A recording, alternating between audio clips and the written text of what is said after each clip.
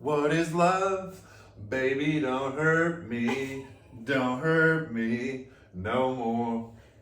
What's up, everybody? That's beautiful. Great singing. Absolutely, it was good singing.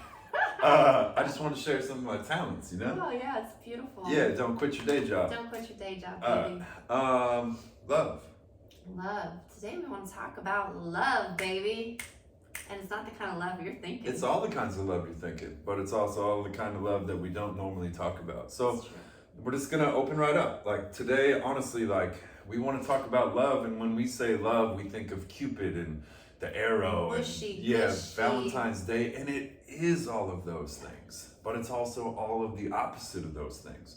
Being able to actually love somebody and be real with them and be vulnerable and honest and truthful with them, and not so much hold back and pulled in and staying away from the topics that will ultimately help them be their very best. Yeah. Like to actually love somebody would be to be truthful, be honest, tell them what they need to hear, not in a rude way. This ain't like I'm coming at you or, being rude or anything like that. This is like out of the goodness of my heart, for the goodness of your heart. This is what I need to say to you. Right. And you accepting it from the goodness of your heart, from the goodness of my heart, understanding that what I'm saying is the best for you. Absolutely. And I think it's easy to get into sometimes that victim mentality of like, whoa, why are you coming at me? But like you said, it's important for when you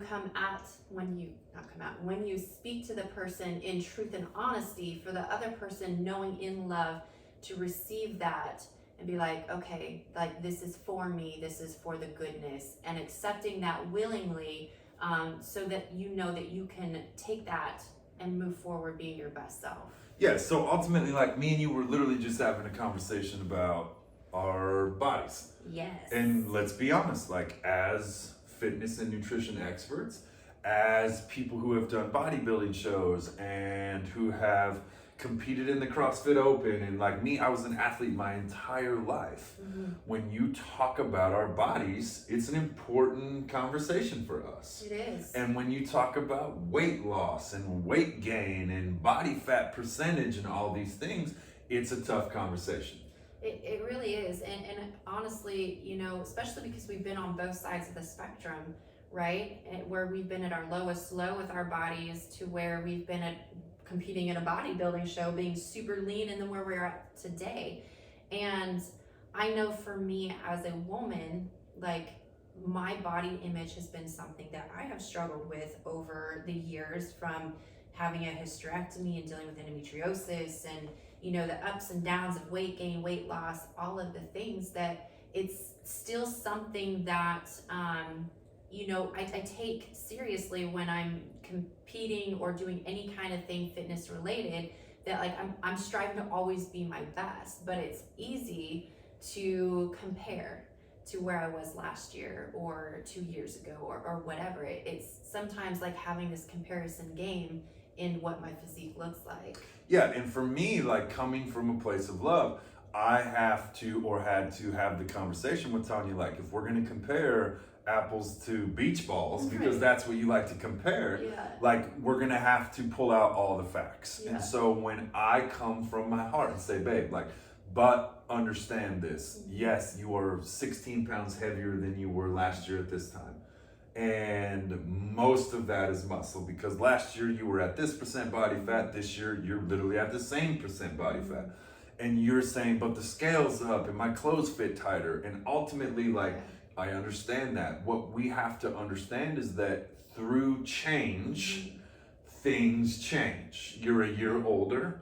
We're a year more wise, and we also have a better understanding of the way our bodies are responding to a different form of training, a different way of eating, a different way of recovering, a different way of supplementing. Like every single thing we're doing this year is 100% different than what we're doing last year. Right. So when we compare, honestly, out of love from my heart, and I have to show you that that's a big, big difference.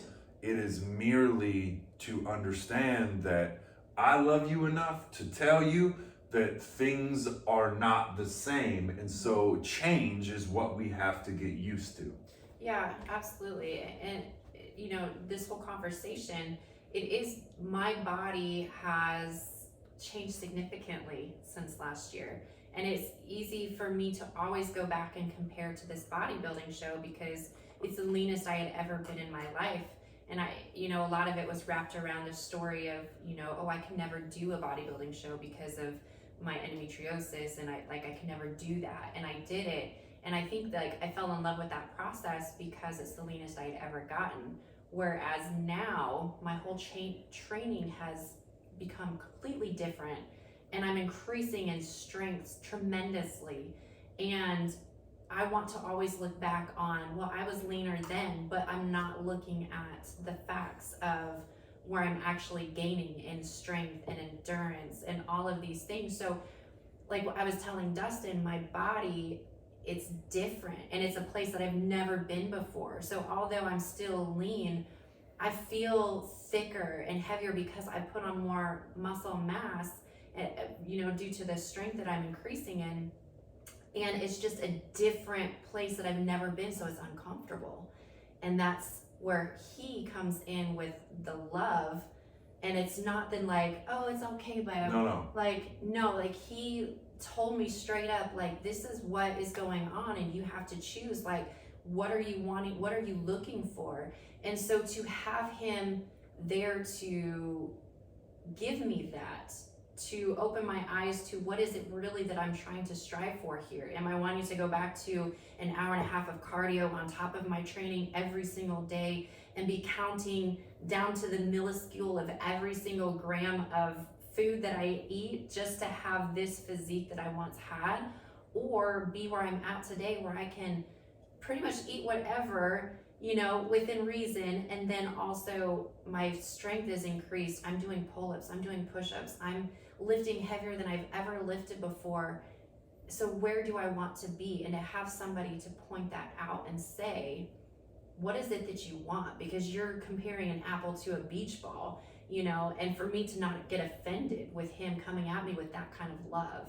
For me, you said it the best, things have changed, or things are different now. Mm-hmm. And ultimately, when it comes to love, when it comes to having the tough conversation, when it comes to speaking truth and maybe sharing my experience, or you sharing your experience with each other, yeah, or how you see things and how I see things, or how I feel and how you feel, and being vulnerable, mm-hmm, and you being vulnerable, and understanding that love is different. It is. It's different than what you expected.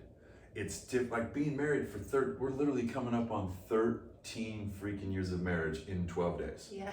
13 years of marriage. Right. We've been together 14 years. Mm-hmm. When you described love 14 years ago, it was Busch Light, cigarettes, and sex. Yeah.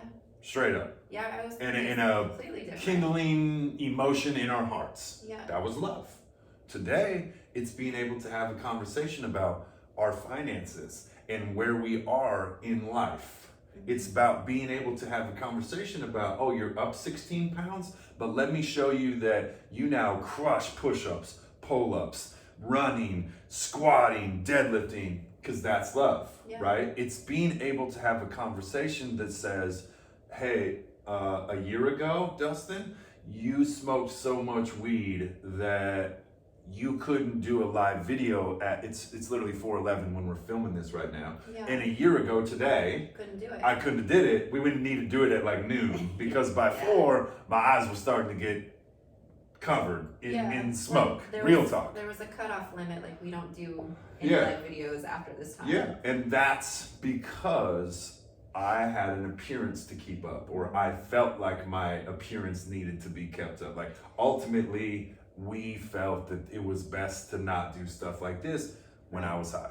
So that is love. And understanding that change, mm-hmm, choices, decisions need to be made, that either A, we're not going to do videos, right, or B, something needs to change, mm-hmm, right? I even go back to just the other day, we had a conversation at the dinner table, and it's love is asking hard questions.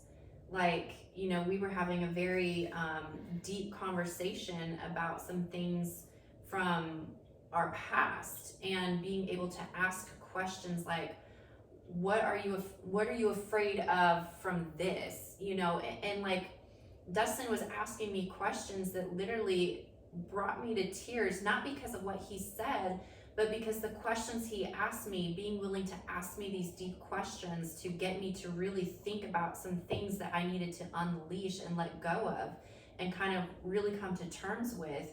But love is asking those deep questions. Love is asking the hard questions. The cool thing, what you're saying is, literally you were crying and I said, babe, don't worry. Like, I've already done this with myself.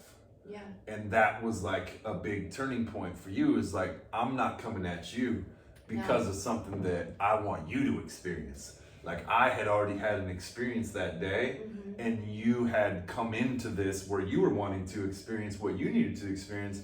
And I just kind of helped you lead into it, where it like came crushing down on me at the gym. Like, I have this thing, I have a love for myself. Real talk, like, we're talking about love. My love for myself is so deep that I want every part of me to grow and get better and get bigger and get stronger and get faster. I am hungry in my own growth because of my love for myself. Yeah. Which means I am willing to come to the table every single day with her, with one of our coaches, all of my coaches. Like, our coaches have always like, give us something to do, and then like 45 minutes later, we're like, okay, it's done. Like, no, that was supposed to take 2 weeks. Yeah, but like, because we're doers. And so when it comes to it, like Saturday morning, I woke up at 2:30 in the morning, and I was like in my head thinking about the things that our coach had asked us on Friday and digging in, like literally love myself so much that I'm willing to face. What are you afraid of? What are you trying to keep from other people's, or what are you afraid of other people knowing? And these are like, this ain't some surface level, oh, this is cute, we should spend the week. No. Like, it's the hardest stuff I've ever done. It's the hardest stuff I've ever faced. And what I came to was my appearance versus my presence. Yeah. And when you start getting to a point of your appearance versus your presence, like when I walk into a room, I change the temperature of the room. I elevate the temperature of a room. It's the presence that I have. Unfortunately for me, somewhere along the lines, I have got concerned with my appearance. And I don't mean like that my shoes match my hat, although I'm telling you, I like to have my shoes match my hat.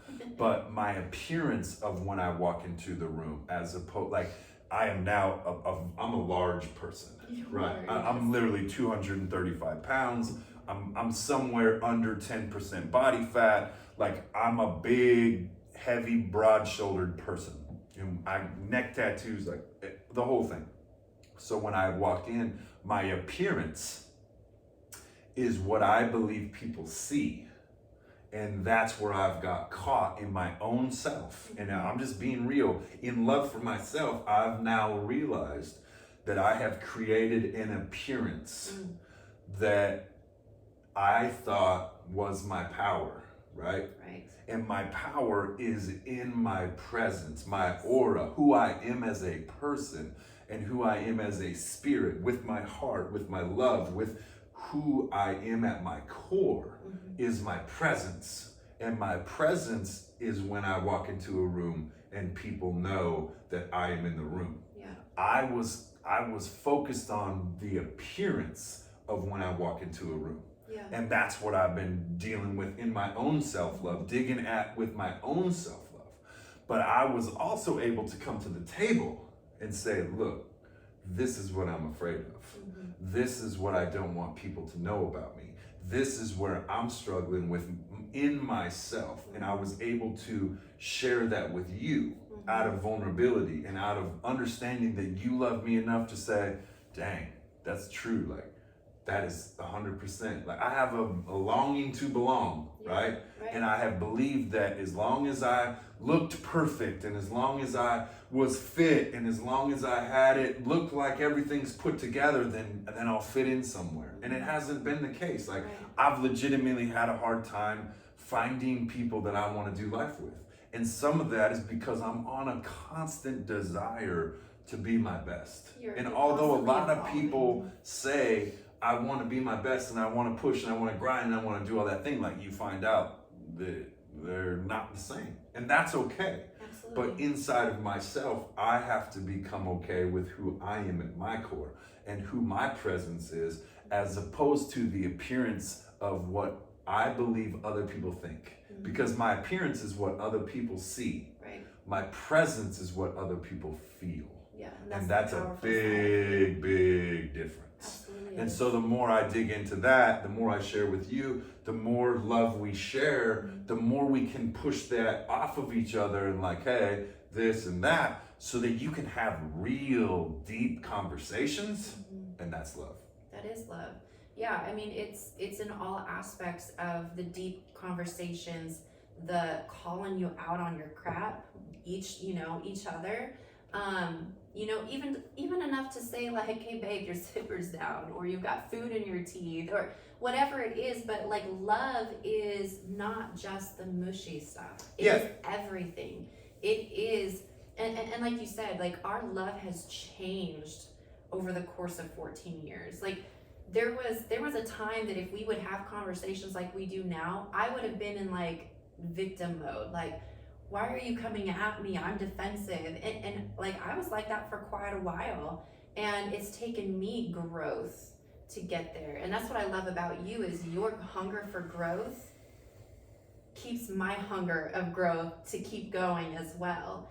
And so, and that's love. Like, say what you said the other day about like the requirement. Like you said the other day, like, I pushed so hard myself. I don't push anybody else, but I pushed so hard on myself to continue to grow, to continue to you literally said like, I pretty much am required to grow. If I know that if I want to be with Dustin, I want to stay in this relationship, like it truly is a ride or die relationship. Like if I want to be with him, I am forced to grow with him, because if I'm unwilling to grow where he's trying to go, then this would not work. Like it would not work. Like you have such a hunger for growth, and it's caused problems. It has. And that's just like this because this you is, grow so fast. Like you're feel 100 miles an hour all the time. And I feel like we're going 10 miles an hour right now. And we're not. We're like full speed ahead. Yeah. But like you are 100 miles an hour, and you've been that way since day one. As long as I can remember. Day one. And every part of our life since I've been in your life, I have done everything to be right beside you in all of it. Yeah. So that's pushed me to be in very uncomfortable positions. That's made me have to grow and be uncomfortable growing, but it's always been for good. Yes. Because you're growing, you're trying to always excel, to be better and do better and become your best self, that it's like, okay, he's going, okay, I need to go. What can I do? And one of our coaches said it best, I am a morph. I morph into where I need to go, and whatever it is that we need to do, when you go, I morph into whatever it needs to happen. And I think we both do that. We do. Like we show up somewhere and it's like, hey, this is an opportunity, cool, let's go. Yes. And we just go with it. And we figure it out along the way, and we just do it. And I morph for you. Yeah. Truly. Yeah. And I just figure out whatever we're doing. But ultimately, like, our growth comes from just a desire to be better for each other, a desire to be better for the world. Like, I have a desire to change the freaking world. And I know that the best way to change the world is to first change myself. And as I figure out, the more change myself, the more help you, the more we help the next couple, the more we help whoever's listening to this, the more the more it touches, the more that we need to grow, right? So, and just like last week, I think is when we did you grow through what you go through. And so as we grow, then we go through more stuff, and literally like by the day, by the week, by the month, it's a whole new topic, a whole new situation. This weekend, we're going into a room full of 2,000 people. And there's going to be all kinds of people that we've seen before, all kinds of people we've never met before. And there's going to be all kinds of growth that happens emotionally, spiritually, physically, mentally this weekend. Like, it's going to be huge, right? But I don't even get like excited. Like, it's not that I don't get excited. Like, I don't get nervous or scared anymore. It's like, let's go. Yeah. Like, here, this is where I shine. Like, this is where I get excited. This is where it's like, all right, go time. And the next thing you know, we'll be walking down the hallway and someone will be like, I've been following you guys forever. Yeah. And I don't care what's happening. I don't care who's speaking. I don't care. I literally will stop and talk to them people to help them with whatever they're going through, because in my growth, in my love for myself, in my love for humanity, in my love for everything, I want to help people stop struggling. And if somebody has something, or somebody wants to talk to me, or somehow, some way we've touched somebody in some, like, I want to stop and give them the opportunity that they need to have that moment. And so that's when I'm in my game, and that's where mostly, like, most people kind of like cower out. Yeah. For me, that's when I'm turned on. Yeah, and I think it's beautiful to watch, because it's like you could just see it happen, and the right people come into the right space, and it's like that right alignment for you to be exactly where you need to be to touch those people. Like, I'll never forget the event that we went to, I think it was last year, where the entire event, you spent a majority of the time out into the hallway, people lining up waiting to speak to you, and you just spoke life to these people. And that is where you thrive, and that's where you do, and that's a lot of part of your growth too, is tapping into what your gift is and using it and reading people and knowing exactly what needs to be like said and extracted from them. And that is love. Yes. The fact that sometimes it's a hug. Yes. And sometimes it's a boot. Yep. And sometimes we need to touch on this so that you can get to the bottom of that, so that I can grow and we can move forward from there. Right. And I think that's really cool too, because like I've been on the other side of a lot of your conversations, and depending on who it is, like, you know how to read and know who needs what when, even if it's over the phone. Like, I'll never forget that conversation you had with that lady, and like you straight up like gave her the boot, and it was not like oh, everything's fine, like, you gave her the boot, and it changed her life. Yeah, she's sober now. It changed her life. Yeah. And you said, that is exactly what I felt, that is exactly what she needed. So you knew in your heart to read exactly the kind of love that she needed to get her to what she needed to change her life. Yeah, and that's what I was gonna say, is like, that's ultimate pure love. Yeah. That's speaking from your heart. And that's what I think love is legitimately speaking from your heart.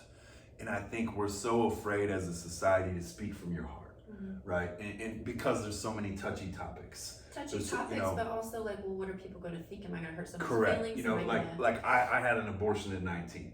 That's a touchy ass subject that nobody wants to talk about. But ultimately, I'm the person that will sit down and talk with anybody that wants to talk about it, you know? And it's been brought up in podcasts, and like, I'm like, yo, like, let's talk about it, because from a place of, I've hated myself because of it and all these things, like, I've had to come around to the loving side of, people make mistakes, situations happen, how can we, speak out about it, right, so that other people can understand and not have to go through the struggles that I went through with it. And that's pure love. and I think too, like, that's what I don't like about leaving topics untalked about, because situations like that, like, in order to heal, you have to talk about it in some form or fashion. It doesn't mean like you have to go public and speak about it. Like, not everybody's willing to do that. And they don't have to. But in order to heal, like, topics have to be talked about. And that's why I don't like the whole, like, oh, we can't talk about sex, we can't talk about this, we can't, like, because there's no way to learn and grow and heal from some things like that. Yeah. And I think, like, ultimately, if you look all the way back, like, when you talk about love, like, your parents loved you and they did everything they could for you. But did your parents ever sit you down and like explain sex and money and loans and cryptocurrency? No, because it wasn't even a thing. Like Right. social media wasn't even a thing until like I got my first smartphone in like 2012 or 2013. Something like that. So I was at that point, it was 9 years ago. I'm 30. That was 26 years old. Yeah, you were Right? 26, So, 27. so 26 years old, 27, 28, somewhere in there. Like my parents weren't having conversations with me about social media, Right. right? And how easy it is to run down a path of pornography, or TikTok can get real dicey, Real or mushy, yeah. you know what? I follow Instagram's influencers in the fitness space. That's you. And then it can run down a path of like, oh crap, well, I need to be there because it's my business. Like, nah, you Yeah. don't probably need to be there. Yeah. And so, like, it's in the, like, we've had these conversations because it's a struggle. And those are things that we have to talk about Yeah. and be real about and speak from our heart about. That, like, hey, babe, I was watching a movie the other day and it got to a point where I had to shut it off. And we've had that conversation. I've legitimately unfollowed people on Instagram that are great people and I love them and I want to be friends with them, but I can't have your photos or your posts in my daily life, because then I have images burned in my mind or thoughts burned in my mind that at any time I can go back to, and that's not where I want to go back to. Even to, like you say, you know, like having the ability to talk to each other. Yeah. Right? So, like, going back to even, you know, like the period when we had to have that conversation because I was not sexually active or wanting to be because my hormones were off and everything from the hysterectomy, that coming to a place to be and say out of love, babe, I have needs. That's coming from a place of love. To like Sure. speak that up and say, yo, like, hey, I understand you're going through some shit right now, but I have some needs. And being able to come in a place of love, like that's love there. Yeah. To be able to speak openly about every single thing that you are going through, because especially like when you talk about in marriage, like being able to talk about anything, bring anything to the table, that is love. Yeah, and I believe, like, I'm not going to get into why I think marriages suck nowadays and everybody gives up, but ultimately it's people don't want to talk about the hard stuff. Right? They don't have enough love for themselves or the other person to say the things that need to be said or done. And ultimately, like, that is what's ruining society. It's what's ruining men. And maybe I'll do an entire podcast on just that. Yeah. But speaking up and saying what needs to be said. Because ultimately, I need needs. I have needs and you have needs. You need to feel emotionally and physically touched and respected and all these things. And I have needs sexually as a male. It's a proven fact. It's a thing. It's a deal. You can't deny it. And even if it's just help in that department, I have needs. Yeah. And so being able to say, look, I'm struggling right now, whether it's with pornography or Instagram or whatever, like, yo, this is what I'm struggling with, and I need your help to take care of my needs and help me through this, as opposed to I'm gonna go masturbate in the bathroom by myself, because then shame Sneak follows, around, and then guilt follows, and then darkness follows, and then the devil's got a division, and then you're down a path that leads to unruly situations. So what happens is because we're not able to love each other enough, because we're not able to say, look, I have this problem, or I have these needs, and we need to figure out together a way to work through this. We would rather run around behind each other's back, cheat on each other, do things in the bathroom by yourself, guilt, shame, and it starts to pile up. And once it piles up, you can't get out from underneath of it, right? It's like the needle in a haystack. The problem is you're the needle and the haystack's on top of you, and you can't see a way out of it. And so, unfortunately, because of lack of being able to say the things that need to be said, which is ultimately true love. Right. True love is speaking from your heart and saying, no, like, you don't understand. I have to have this, or I get freaking Hulk, green, anger, whatever, frustrated. I have this that gets built up. Right. Without being able to say that, you then get crushed. Yeah. And it's not just sex. It's not, being able to connect on an emotional level and on a physical and on a spiritual level, like being able to talk about what your goals are, what's your dreams, what are you afraid of? Like, do you know how humbling it is to say, look, I have been focused on my appearance my whole life instead of my presence, and how I can change the world with my presence. Like, when you get humble and share the things that you're afraid of, the things that you don't want to talk about, there's things that are really hard, that's when you know it's true love. Yeah. Vulnerability, humbleness, and openness, and willingness to say, this is what I'm afraid of. This is what's holding me back. This is how you can help me. This is whatever. Like, those are humongous versions of love. Yes. Not only let's Netflix and chill, but let's freaking sit at the dinner table and chill about where we're headed in life. Yeah. You know what I mean? Where our plans are taking us. Dropping our pin where we're Correct. at. Yeah, like, yo, this is where I'm at. Yeah. I have freaking had it up to here with your whatever. Right. And usually it's my own, Sure. But like, ultimately being able to speak from your heart, what's actually on your heart, and not like, how was your day? It was good. Nah, man, you are so full of it. What does good mean? Yeah, and getting down to real business, and having them conversations that are good and deep and loving, and also light and airy, and like, not everything has to be this deep, hard stuff, right? But love is both of the spectrums. It is. It's lightness and the dark. It's the heaviness and the light. It's the, hard work and the easy, right? Because like, ultimately, when you get down to it, like, sex is the easy part. Yeah. But what leads to wanting that? It's the hard part.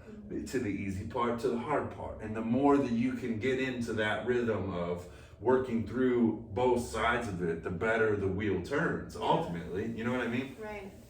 So, for me, like, I just wanted to talk today about true love and speaking from your heart, especially in marriages, especially in relationships, because it's the hardest. Like, if you can find a crew outside of your marriage that you can do life with and do these things with, your life will be ultimately better. But at a minimum, your marriage should be the safest, most deepest, intimate conversations and relationship that you could ever possibly fathom.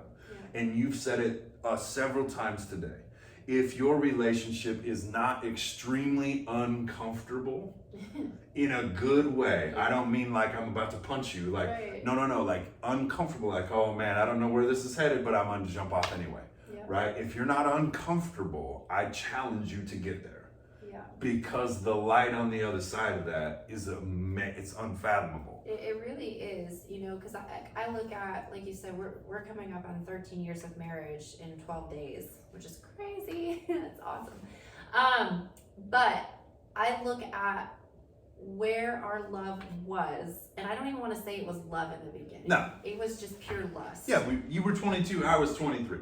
And to see where our marriage is today, like, it has been so much growth to get to this part. Sure. Where we have these uncomfortable, like, there's times that Dustin asks me questions and I'm like, I want to stop. Like, I'm like shaking my foot and I'm like tapping my hands, and he's like, you're so uncomfortable right now. And I'm like, I am, and I want to run from it. But I've worked on not running from it, because in that, to sit there in the uncomfortable and be real and honest and raw with him, it only gets better.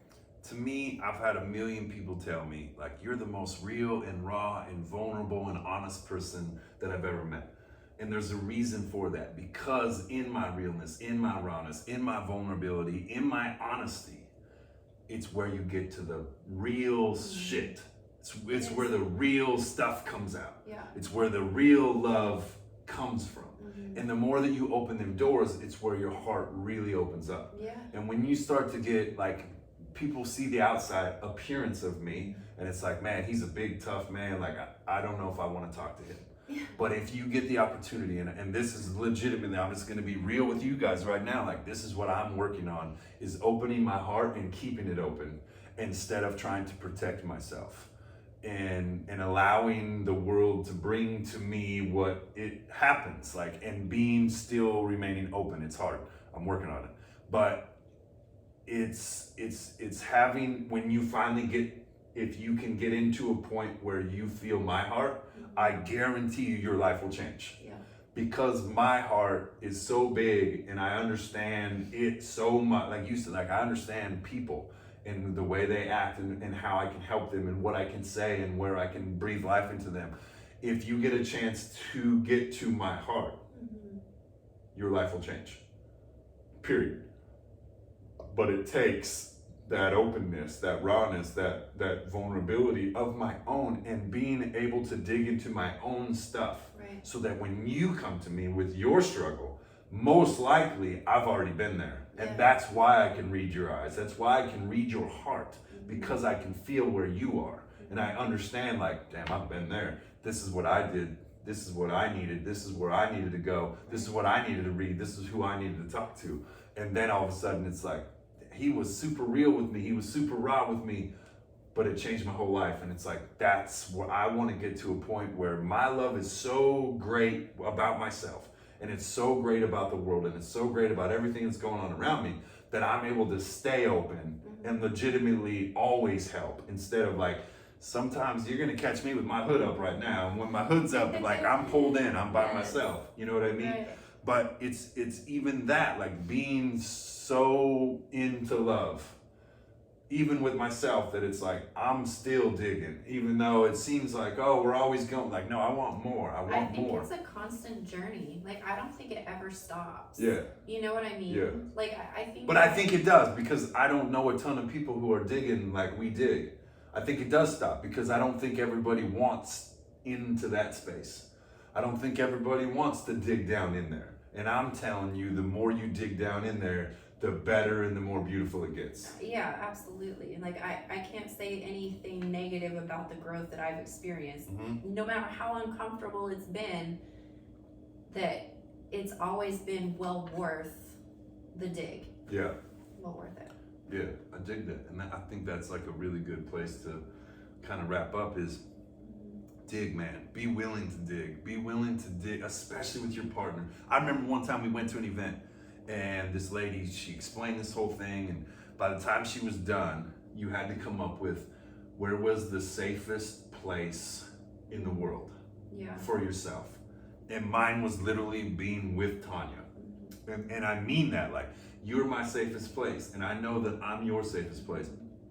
And that means, like, no matter what, I can take anything to you and you can take anything to me, and non-judgmental, and not, but like, understand too that, like, you're gonna get the truth. Yeah. And that's always what I want, because if you foo-foo me or flatter me, it doesn't do either of us any good. Right. And so I know, like, if I say, babe, like, this is what I'm struggling with, or this is what I'm working through, or this is what I'm experiencing right now. And there's times where you're like, it's okay, like, give me your head and rest. And sometimes it's like, well, I guess it's time to go get some help. Yeah. And that, like, you know what I mean? It's those times where, like, becoming best friends, becoming safe in your relationship, making your marriage, like, you have to make that happen to make your marriage the safest place you've ever been. Absolutely. Where you can literally just tear your chest open and stand there naked, boom, boom, boom, boom, and accept the fact that you might even go in there and, like, make a little tweak here and a tweak there, and it's like, oh man, it just stopped, come. Boom, boom, like, okay, we're gonna be okay. Right. Like, that's true love to me. Yeah, absolutely. And I think that, you know, you can't be afraid to challenge your partner, because I know, like you've said several times, like, you challenge me. Yeah. But you challenge me. That's what I mean, Yeah. yeah. And so, like, you can't be afraid to challenge each other either, because that's out of love, and that's pushing them to be their best self and getting them to be where they can become their best self, I guess is what I'm just trying to say. Yeah. But yeah, making that your marriage, your relationship, the way you work, so that you always have that person. Like, this is a built-in teacher, a coach, a lover, a friend, a enemy. Like, it's everything built into one relationship, one bond, one covenant. And that's what makes it so special. Yeah. So from here, like, you can build outward, or you can go even deeper inward. And it's so rad. Like, love is so much more than Cupid's little squishy hee. You know what I mean? Right. Like, there's so much more to it. And I think, like, we just wanted to shine light on true love today. Yeah, and it's really a beautiful thing when you can do both spectrums. And obviously, like, you don't go to your partner and start like jabbing at him. Yeah. Like, I would recommend, like, if you've not done this before, like, sit down together and lay kind of like some boundaries of like, this is what I'm wanting out of our marriage. This is what I'm, hoping for. How can we start doing this? So that way, when the one person's coming to them and saying, hey, the other person's not like, well, why are you coming at me? Like, you kind of have some, I don't really want to say ground rules, but like some boundaries to begin, because it is a process. Like, you can't just jump into it and start doing it. Like, it is a gradual process to get to where you can comfortably have deep conversations, call each other on their bullshit. Man, we've been to date nights before in the middle of restaurants, bawling, tears rolling down our face, because we're talking about like the hardest stuff we had experienced at the time, and smiling at the same time, like knowing that on the other end of that is growth. But literally the whole restaurant's full and it didn't matter. Like, we were crying, and people probably thought like, oh man, and we were like, we were good with it, because that was what we wanted to do, and that was, we know that there's growth on the other side of that. So yeah, absolutely. It's taken us 14 years to get where we are today. And like in 14 years, I want to think that we are like mere children in our knowledge. Like, I want to, you know what I mean? Like, I want to grow so much in the next 14 years that we look back and be like, whoa. We were wet behind the ears children. You know what I mean? Yeah. That's ultimately what it's all about to me, is the constant growth, and knowing that you're down for the ride, and that I'm down for the ride, and that as long as we keep riding and pushing and growing and expanding, like, man, the love that we'll be able to share, because ultimately, like, what you grow through, you go through, and ultimately we can help other people through that. So hopefully this helps you guys out a little bit. I know, like, we're still experiencing this, and so, like, that's what we like to share, is what we're literally going through at the time. And so it's a lot of what we're going through right now. Absolutely. So yeah, thanks for listening, you guys. And if you guys have any ideas for upcoming topics, please let us know, and we'll drop all of our links and stuff in the comments below. And with that, we just thank you for being on here. Thanks, guys.